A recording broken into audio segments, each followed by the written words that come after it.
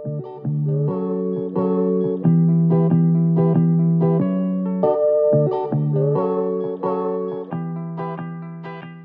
teman-teman semuanya, apa kabar? Gimana nih perkembangan bahasa Inggrisnya? Apakah ada peningkatan atau malah penurunan? Atau gitu-gitu aja? Jangan khawatir, kita belajar lagi khususnya tentang grammar nih. Karena kemarin juga ada request nih dari adik-adik, Kak, tolong dong jelasin tentang question tag. Baik, kali ini aku coba jelasin tentang apa itu question tag. Dan sebenarnya nggak cuma buat adik-adik yang masih sekolah sih ya, yang masih kuliah atau yang sudah bekerja pun, juga buat teman-teman semuanya nih yang sedang belajar bahasa Inggris, ada baiknya nonton ini question tag karena perlu juga untuk conversation sehari-hari gitu ya, nggak cuma lagi jawab soal. Dan buat teman-teman semuanya nih yang baru bergabung, jangan lupa subscribe YouTube channelku dan share to your friends. Oke, langsung aja kita mulai ya. Apa sih question tag itu? Mungkin kalau di dalam bahasa Indonesia, teman-teman adik-adik semua sering banget ya denger atau ngucapin kalimat yang diakhiri oleh kata kan. Misalnya, orang tua kamu tinggal di Jakarta kan? Gitu. Atau misalnya contoh lain, kamu tuh orang Indonesia kan?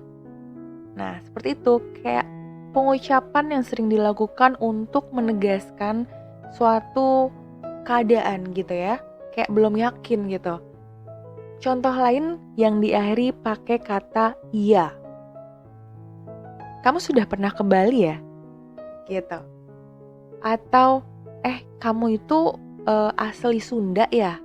Nah, seperti itu ya. Mungkin sering dengar atau sering ngucapin kan. Itu yang disebut question tag dalam bahasa Indonesia. Nah, sebenarnya tujuannya apa sih question tag itu? Sekali lagi, question tag ini adalah kalimat yang diucapkan untuk menegaskan sesuatu kondisi atau persetujuan. Dia kayak konfirmasi gitu, misalnya belum yakin dengan apa yang dia pikirkan gitu. Jadi dia konfirmasi ke orang tersebut. Oke, langsung aja ya, without further ado, sebelum kita membuat kalimatnya dalam bahasa Inggris, kita harus tahu dulu nih istilah auxiliary verb atau kata kerja bantu dalam bahasa Inggris. Nah, ini dipakai dalam question tag itu di akhir kalimat, penggantikan sama ya yang tadi. Nah, cuma kita pakai polanya dalam bahasa Inggris. Untuk auxiliary verb itu sendiri, yang pertama ada to be. To be itu sendiri juga ada dua macam nih. Ada waktu present, itu is, am, dan are. Mungkin sering denger ya, itu to be dalam present itu ada 3, is, am, dan are. Dan untuk past itu sendiri adalah was sama were. Sebenarnya kalau kalian udah pernah nonton video aku sebelumnya tentang grammar, ya, tentang present, past, itu aku ngebahas lebih detail sih. Apa itu to be, kapan pakai to be itu untuk subjek is, kapan buat pakai am atau are. Jadi teman-teman dan adik-adik semua bisa lihat langsung aja videonya biar nggak terlalu panjang saya jelasin di sini semua. Jadi aku langsung ke yang berhubungan dengan question tag aja ya. Jadi untuk di akhir itu kita pakai to be, kalau present is am are atau past itu was dan were. Dan selain to be itu ada 3D atau do does untuk present, atau past itu kita pakai did. Selain itu ada 3H ya. Apa itu? Ada have, has untuk present dan had untuk past. Lalu the last adalah modal verb. Mungkin ini juga sering denger ya. Itu ada macam-macam, ada will, can, ada may dan lain-lain. Dan untuk past-nya itu berubah ya. Misalnya will jadi would, can jadi could, may jadi might, dan seterusnya. Oke, langsung aja kita ke polanya ya, pattern atau formula untuk membuat kalimat question tag. Kalau dia kalimatnya positif, berarti question tag-nya harus negatif. Atau kebalikannya, kalau kalimatnya negatif, berarti dia question tag-nya harus positif. Nah, untuk kalimat negatif itu sendiri, ciri-cirinya nggak cuma not aja, tapi juga ada kata seperti never, barely, nothing, none, seldom, dan lain-lain itu berarti termasuk kalimat negatif ya. Dan langsung aja kita lihat contoh kalimatnya beserta question tag. Yang pertama, she's not sure. Nah, question tag-nya adalah is she. Seperti yang aku bilang ya tadi, kalau dia positif berarti question tag-nya negatif atau kebalikannya. Berarti ini positif. Next, he doesn't go to school. Do he? Oke. Kalau dia auxiliary verb berarti question tag-nya pakai auxiliary verb juga, do atau does atau did. Begitu juga to be. Tapi kalau dia kata kerja seperti ini, they bought a new car, berarti kita harus tambahin auxiliary verb sendiri. Nah, auxiliary verbnya menyesuaikan kalau dia kalimat itu past tense, kayak bought, kata kerja kedua, berarti dia pakainya did auxiliary verbnya, karena dia past. Ya, didn't they? Nah, lalu you will call a police. Nah, won't you? Kalau dia model, will, can, may, itu tinggal ngikutin question tag-nya. Jadi tidak perlu pakai do, does, atau to be. Jadi tetap pakai modal yang sudah ada. Dan John hasn't met a mom. Begitu juga has, 3H itu. Dia tinggal ngikutin aja, tinggal tambahin not kalau dia negatif. Kalau enggak ya nggak usah.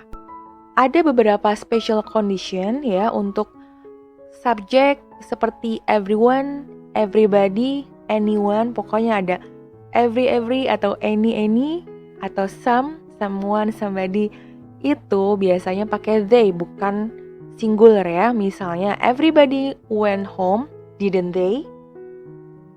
Oke, sampai sini paham ya? Next, kalau ada everything, nothing, itu pakainya it. For example, everything will be fine. Won't it? Next, kalau ada kata let's atau let us, itu shall we. Misalnya, let's do it, shall we? Kayak kalimat ajakan gitu ya. Tapi kalau dia let me, bukan us, misalnya seperti ini, itu berubah menjadi will you. Misalnya, let me help, will you?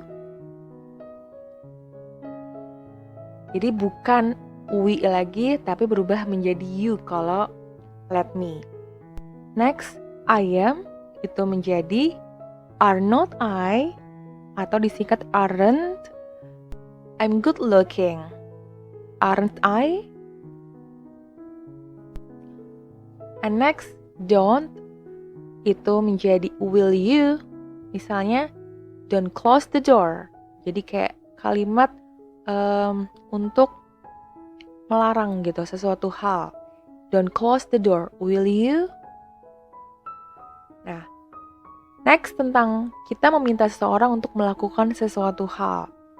Itu biasanya akhirannya will you, would you, could you, can't you. Misalnya, call me tonight. Jadi kita minta orang untuk melakukan sesuatu, misalnya telepon. Nanti telepon gue ya nanti malam. Ya, gitu kan. Jadi would you gitu. Call me tonight, would you? Nah, ini adalah contoh soal yang mungkin biasanya suka keluar di contoh-contoh soal ujian sekolah atau di ujian mau kenaikan kelas dan lain-lain. Number 1 misalnya ada soal he's still sleeping. Nah, kira-kira jawabannya apa ya? Nah, kita lihat yang di garis bawah, he is still. Nah, dari sini kita lihat nih, kalimat he is still sleeping ini adalah kalimat positif. Berarti kita cari jawaban atau question tag yang negatif. Berarti antara B atau C ya. Nah, kita lihat lagi. Auxiliary verbnya adalah is, berarti question tag-nya juga harus sama. Berarti yang paling pas adalah, ya betul sekali, adalah B. Yeay, siapa yang jawab B? Good. Oke, next adalah kalimat ajakan nih. Let's go for a walk. Kita lihatin di garis bawah ada kata let's atau let us. Nah, kira-kira yang mana nih? Iya, betul sekali.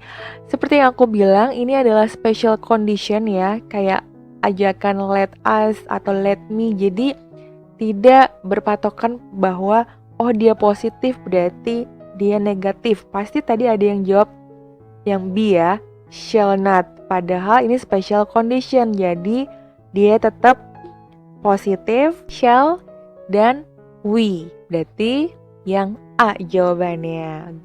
Oke, the last. Kita lihat di sini nobody called. Nah, kita lihat kata nobody adalah kalimat negatif ya. Jadi nggak cuma not, inget nggak yang aku bilang? Ada beberapa kalimat negatif, itu bisa salah satunya ada no seperti ini. Nobody. Berarti oke, kita pilih yang kalimat positif question tag-nya yaitu did they. Jadi karena ini adalah kalimat past tense, kita lihat dari kata called adalah verb to, berarti kita pakai yang did dan kalimat yang positif question tag-nya. Berarti jawaban benar adalah C. Baik, itu dia seputar penjelasan tentang question tag. Semoga teman-teman semuanya paham ya dengan apa yang aku jelasin. Dan jika kalian merasa video ini sangat bermanfaat, don't forget to subscribe and share to your friends. See you on the next video. Bye!